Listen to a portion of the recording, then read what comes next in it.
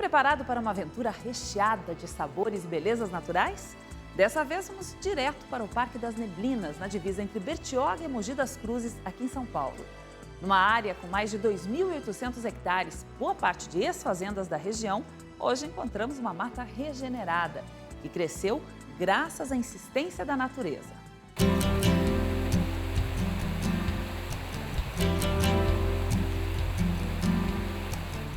Basta anoitecer para que eles deem as caras. A cuíca, a anta e até a onça habitam essas terras que ficam logo aqui, no interior de São Paulo. Tá surpreso? Mas é isso mesmo. Estamos no Parque das Neblinas, a apenas 115 quilômetros da capital e a pouco mais de 730 metros de altitude. Uma área com mais de 2.800 hectares, boa parte coberta por uma mata densa e verde, resultado da pura teimosia da natureza que transformou a paisagem.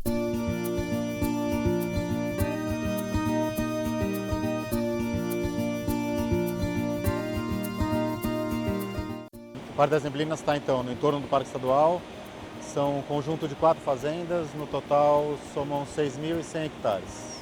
Essas fazendas elas passaram por desde a década de 50, quando boa parte dessa vegetação aqui, nativa na época, foi transformada em carvão, década de 40 e 50. No lugar dessa vegetação nativa foi plantado eucalipto para a produção energética de uma siderúrgica aqui de Mogi das Cruzes. E a partir da década de 60, esse eucalipto passa a ser usado para a produção de papel e celulose. Quando chega na década de 80, mais especificamente 88, essas áreas começam a sofrer um manejo diferenciado.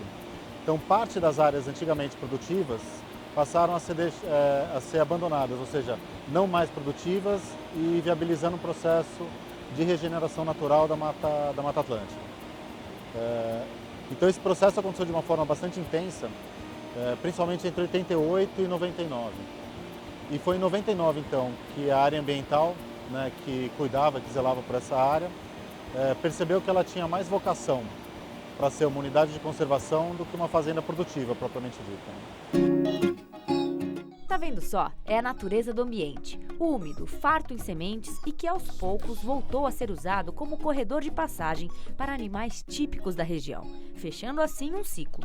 O trânsito de animais traz as sementes para cá também, então isso contribui para o aumento da diversidade, o retorno da vegetação. É uma área com uma umidade bastante elevada, então isso também contribui para o processo. E a existência do parque elimina o que a gente chama de vetores de pressão, Por exemplo, diminui a pressão de caça. Diminuindo a pressão de caça, você tem um aumento do fluxo de animais e aí o ciclo começa a trabalhar sozinho.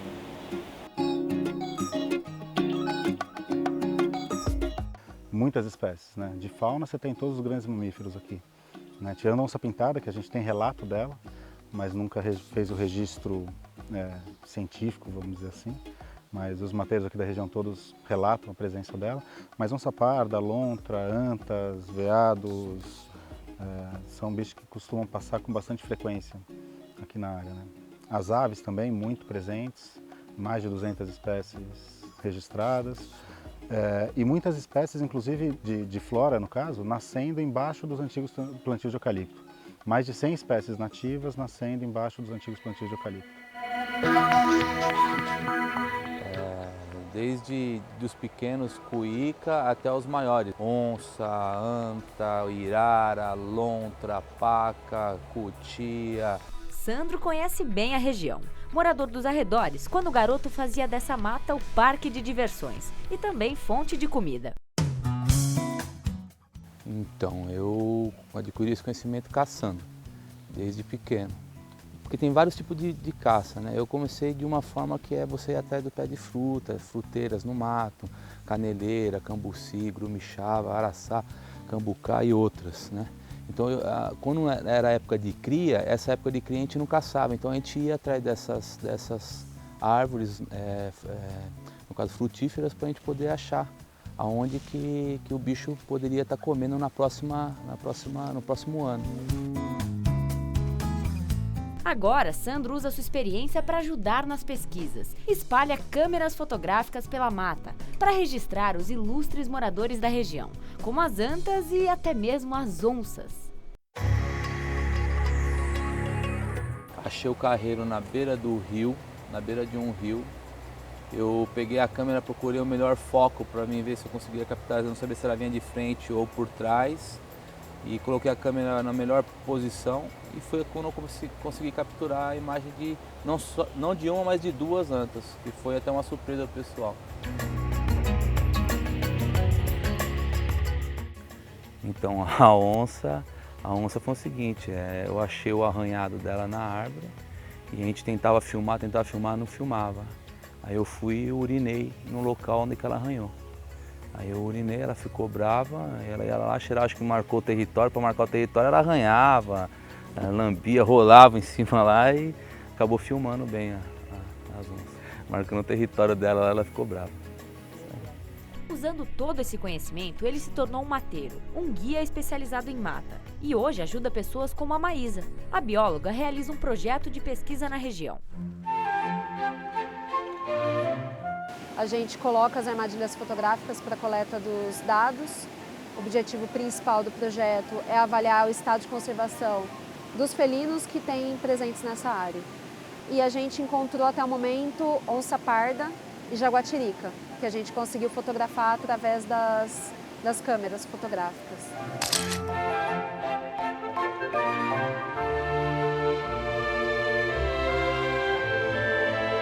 Uma das espécies mais sensíveis à degradação do bioma Mata Atlântica é a jaguatirica. E para mim foi super importante saber que há indivíduos dessa espécie aqui nessa área. Está uma área que quase, vamos dizer assim, sem pessoas, sabe? Que fica realmente para os animais aqui.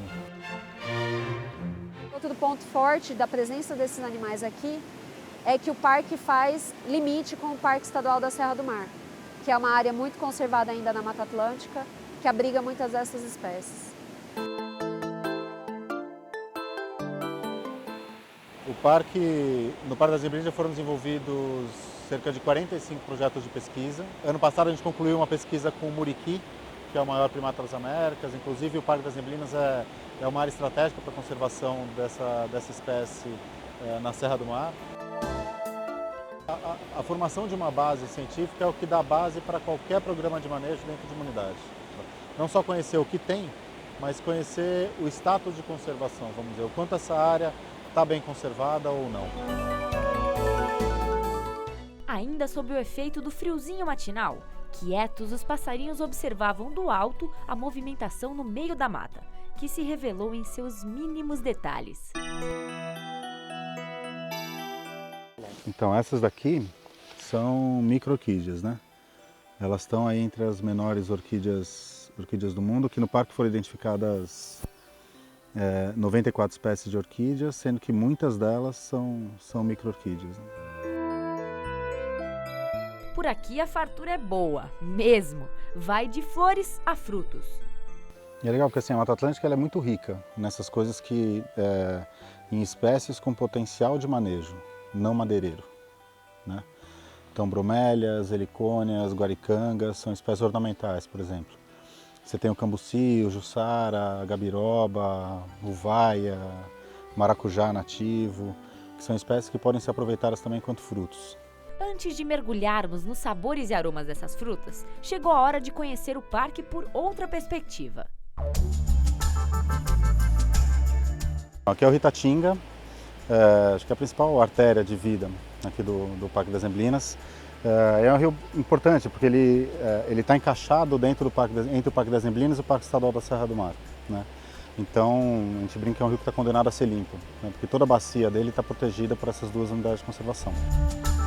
Com o sol dando as caras, bora conhecer a mata e os bichos que circulam na beira do rio. Esse é um dos passeios oferecidos pelo parque, a canoagem. Agora a gente está aqui na fase de preparação e já vamos descer, né, Dinho? Que trajeto que a gente vai fazer? Hoje a gente vai fazer o trajeto da Ponte do Concreto até a cachoeira.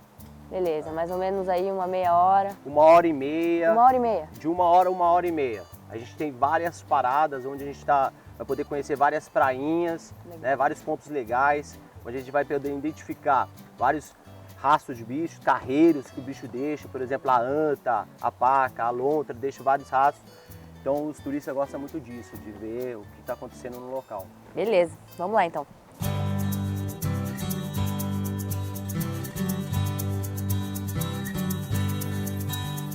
E aqui quando o pessoal vem, eles precisam saber, tem alguma técnica já de canoagem ou não? Não precisa. Como você está vendo, a gente está remando super tranquilo, o rio é bastante tranquilo, então é uma coisa de você vir aqui e mais contemplar mesmo a natureza daqui de dentro do rio, né? Pelo caminho, espécies de bromélia chamam a nossa atenção. Então, a gente consegue enxergar até 3 tipos de bromélia numa mesma árvore, tá? Então, tem a língua de fogo e tem uma outra lá em cima que ela é diferente das duas. Tigre é aquela listrada, a língua de fogo é que sai aquela... Que a gente está vendo aquela florzinha dela ali e a ponta negra é aquela lá de cima. Tá? A ponta negra pela ponta que ela está fazendo lá, justamente pelo nome a ponta negra. Essa aqui qual que é o nome, Dinho? Esse é o brinco de princesa. Olha, tem que ter um Muito olho lindo. para achar, porque essa era bem pequenininha. Ele já de longe falou, olha ali, essa aqui eu conheço. E aqui a gente pode ver que a gente tem uma população bem grande de samambaia cuçu. Nossa, é verdade, tem um Foi uma espécie muito cortada aqui no parque, né? O pessoal vendia como se fosse xaxim, né? Mas enfim, ela conseguiu, com essa preservação, ela está conseguindo aí sobreviver.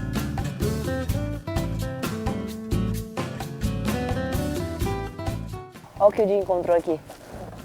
Pegada? É uma pegada de anta, pessoal. E é recente, hein? Não faz muito tempo que ela passou aqui não.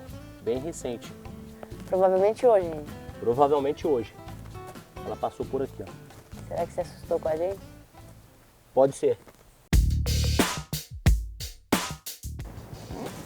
Olha só, lá na frente a gente consegue ver só o final da árvore de eucalipto, tudo envolto pela Mata Atlântica. Essa imagem aqui é o que ilustra bem a história desse lugar, né? O que era floresta de eucalipto e hoje a Mata Atlântica se regenerou. Ela é a mata daqui, né? E o que a gente percebe é que o eucalipto está perdendo a competição para a Mata Atlântica.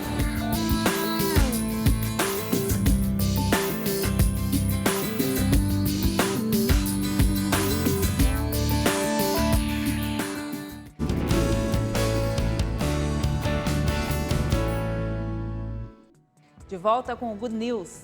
Você já comeu bolo de cambuci ou geleia de juçara? Deu água na boca, não é mesmo? Olha, essas são algumas das guloseimas produzidas no Parque das Neblinas. Uma reserva privada usada como base de pesquisas que aposta na educação ambiental de quem vive no entorno da floresta e, principalmente, se mantém graças ao ecoturismo.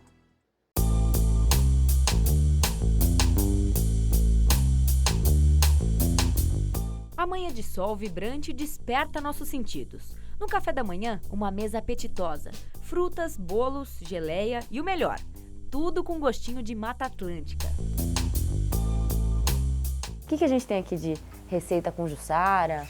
Nós temos primeiro com cambuci, que é a coalhada. E ela é a coalhada fácil de preparar, né? Rápido. E tem o teor de vitamina C 20 vezes mais que a laranja. Então, para o café da manhã, para comer com a granola, com mel, é fantástico. Bolo com cambuci, né? Essa geleia é a de juçara, que é essa aqui. Que você pode comer com os pães, né? Também com esse bolo de milho. Que aumenta ainda, agrega ainda mais valor ao produto, né? Para que você aumente o valor nutricional da...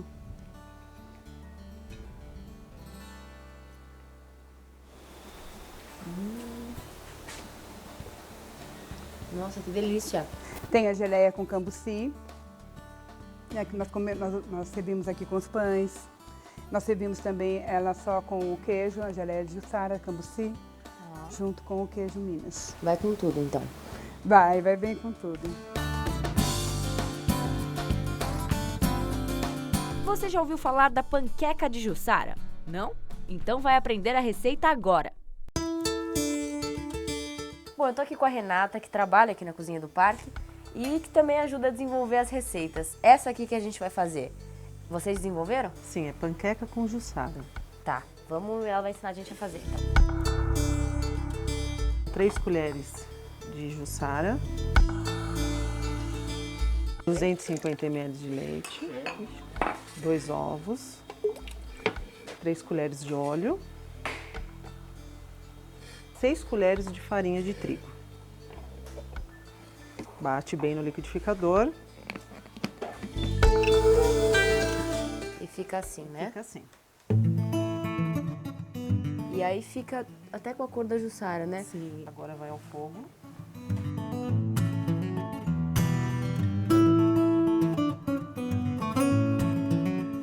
Aí depois a massa fica como? Assim, a massa fica assim. Tá.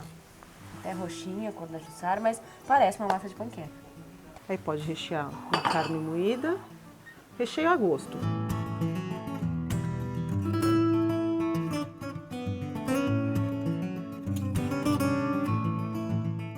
Mas não sei, hein? Será que não fica com gosto de Jussara? Não, Vamos testar. pode provar.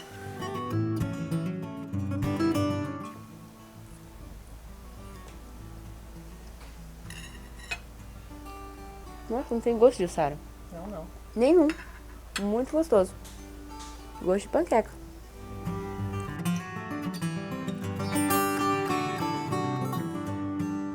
Muitas das receitas que provamos hoje foram criadas por Wanda e sua equipe e são servidas a quem visita o parque. Qual que é a ideia de fazer uma panqueca assim? É você fazer uma massa tradicional e agregar ao valor nutricional da Jussara. Que é muito rico, né? Sim, é muito rico.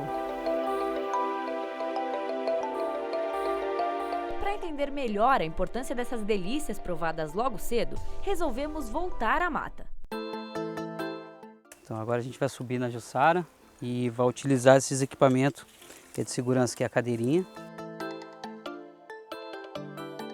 O desafio é grande e muito alto, quase 10 metros de altura. Marquinhos faz parte de um dos projetos do parque, o Jussara.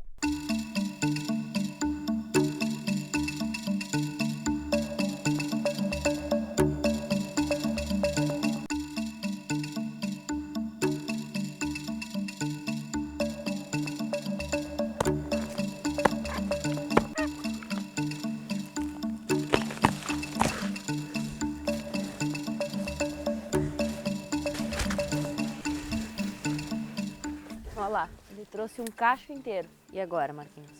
E agora a gente entra no processo de debulhar, que é estar retirando do cacho.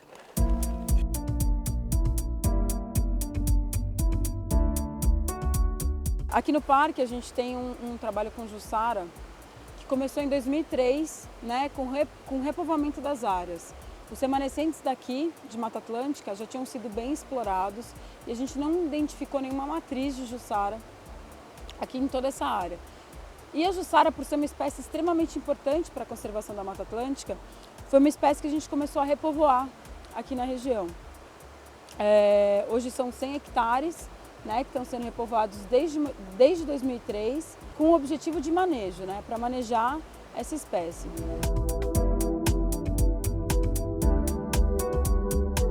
O processo tem 3 fases: a coleta de sementes, a produção e plantio de mudas e o manejo da área plantada, para garantir o futuro da pequena Jussara.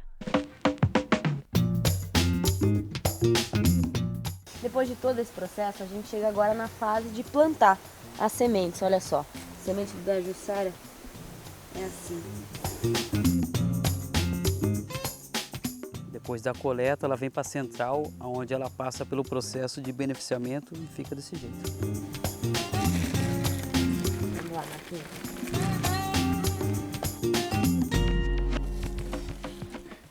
Bom, daqui em diante já dá para começar a plantar. E você pega um punhado na mão e vai dispersando, vai jogando separado, vai andando e jogando, que a maioria vinga. Não é um processo difícil, então? Não. 1 quilo de semente é o equivalente a 800 sementes. E por ano aqui, eles plantam 800 quilos de semente até 1 tonelada. É muita jussara.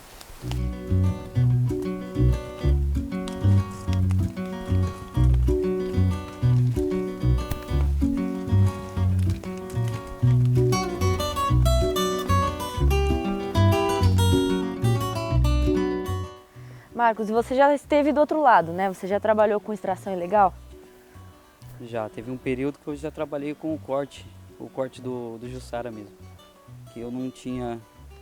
Antigamente eu estava desempregado, Tá. então foi o que eu arrumei no momento para estar trabalhando. Eu teve um curso de monitor aqui no Parque das Neblinas e eu fui convidado a participar. Aí desde então eu tive a oportunidade de estar trabalhando aqui dentro com o mesmo produto que é o jussara. E só que agora de uma forma legal, né? Que está plantando e colhendo e fazendo o trabalho que tem que ser feito.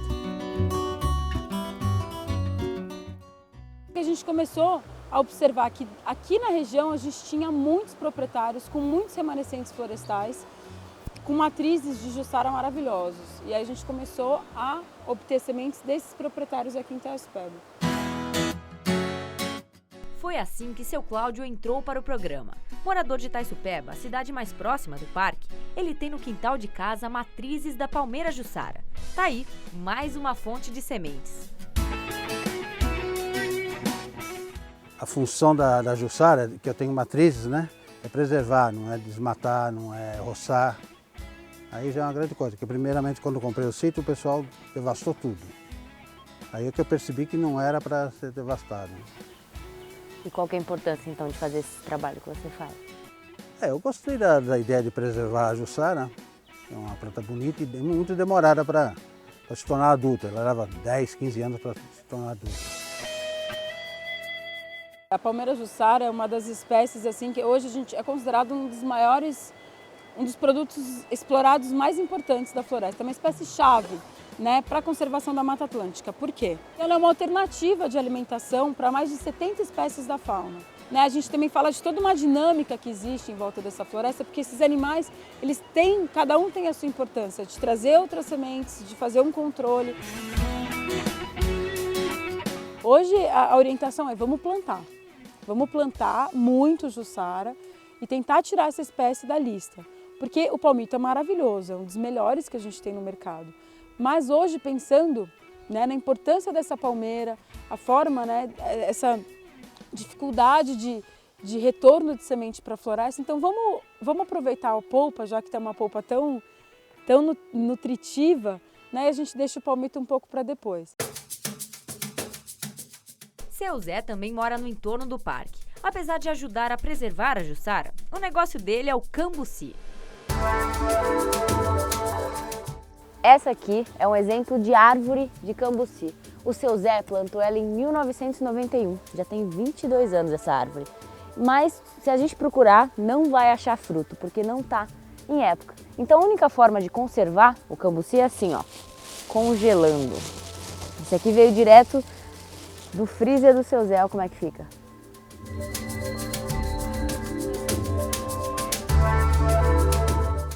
E tudo que o seu Zé faz, olha lá, são esses produtos. O que a gente tem aqui, seu Zé?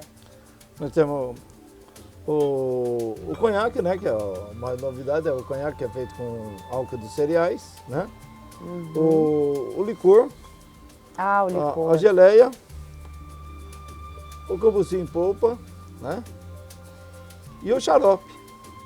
E o tradicional, que é o fruto direto na cachaça. E que trabalhos que o senhor já desenvolveu aqui na região para incentivar, né, e cultivar o cambuci? Ensinando como fazer a muda, como fazer os produtos, tudo que tiver ao meu alcance, eu colaboro para que venha a divulgar esse produto. Por estarmos em área de Mata Atlântica, né, por ser nativo, e a importância é tanto para os animais, né, silvestres, e para o consumo humano também. Eu espero que alguém um dia desenvolva que chegue na parte medicinal, que eu acredito no medicinal do cambuci. Então você começa a criar uma rede de parceiros na comunidade, parceiros locais, e isso é muito rico. Além de preservar as espécies de Jussara e o cambuci, o projeto também promove a reeducação ambiental de quem vive nos arredores, a começar pelos pequenos. Ah, Mata Atlântica! E a Mata Atlântica é uma mata importante? Sim! Quem conhece essa árvore aqui? Você conhece? Quem sabe o nome dela? Essa árvore aqui, sei que ela é muito importante para a Mata Atlântica, tá certo, pessoal? Eu aprendi que se derrubar ela não nasce mais e ela tem bastante broto. Por que é importante cuidar? Porque tem animais que vivem lá e se a gente ficar cortando árvore, sai ali, se não tem ela te molar. É para sensibilizar eles em relação à importância do local. O que a gente tem aqui que é bom, né? Hoje cortar um pé de cambuci para muitos é uma coisa comum, né? E já tem uma outra geração que já está olhando com outros olhos. Então a gente trabalha assim, tentando mudar o olhar dessas crianças.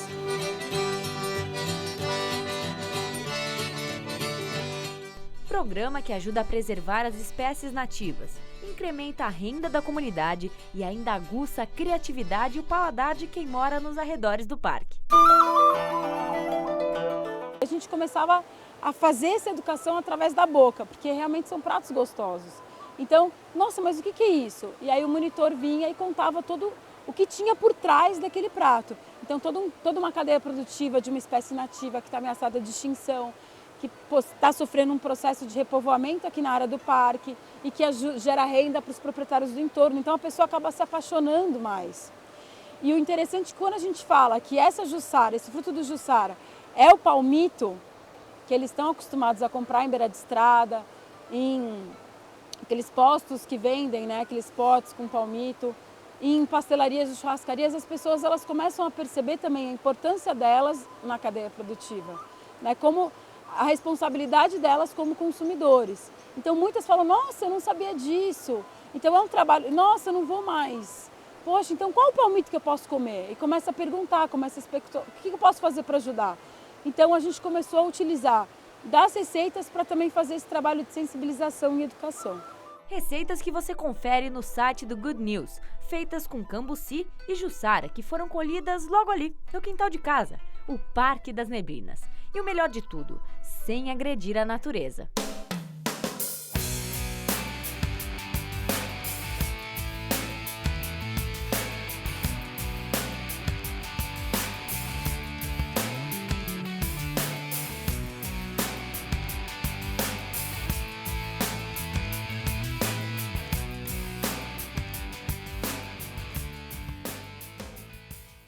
O Good News de hoje chegou ao fim, mas você pode rever esta e outras aventuras no nosso site, redetv.com.br/goodnews. Também estamos no Facebook, é só procurar por Good News, espaço Rede TV, tudo junto. E o Good News de hoje fica por aqui, eu te espero na semana que vem. Tchau!